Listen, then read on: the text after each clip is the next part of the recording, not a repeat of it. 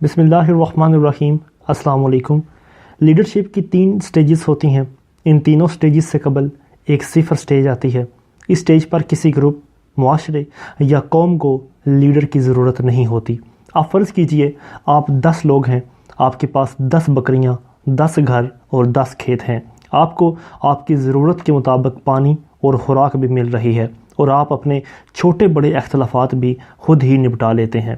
آپ کو اس صورتحال میں کسی لیڈر کی ضرورت نہیں ہوتی۔ آپ اپنے معاملات خود چلا لیں گے۔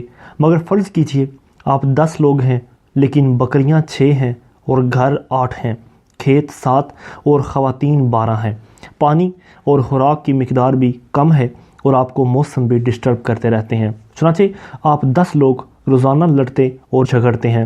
آپ کو اب کمیونٹی کو مسائل سے نکالنے کے لیے لیڈر کی ضرورت ہوگی۔ یہ لیڈرشپ کی پہلی سٹیج ہوگی۔ یہ لیڈر آپ کے لیے عدل کا نظام واضح کرے گا۔ یہ حقدار کو حق دے گا اور ناحق کی سرزش ضرور کرے گا۔ یہ لوگوں کو مسائل بڑھانے سے بھی روکے گا۔ عدل لیڈرشپ کی پہلی سٹیج ہوتی ہے۔ انصاف کے قیام کے بعد لیڈرشپ کی دوسری سٹیج شروع ہوتی ہے۔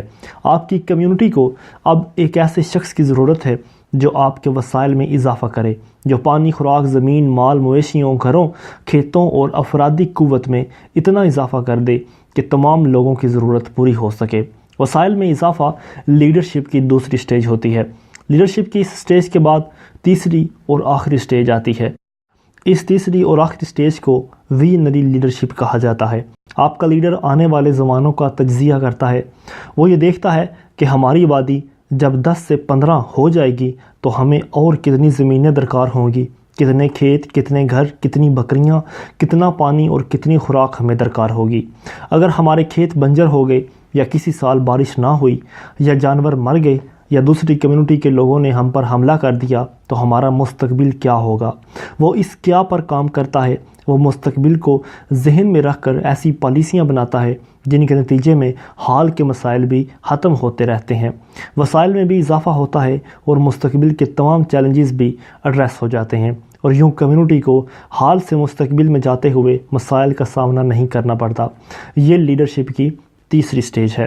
آپ اب ان تینوں سٹیجز کو سامنے رکھیے اور اپنی زندگی یا اپنے ملک کے حالات کا جائزہ لیجئے۔ اس کے بعد فیصلہ کیجئے آپ کو اس وقت کس قسم کا لیڈرشپ درکار ہے۔ آپ جوں غور کریں گے آپ کو محسوس ہوگا ہمیں اس وقت ایک ایسا شخص چاہیے جن میں 3 لیڈروں کی خوبیاں ہوں۔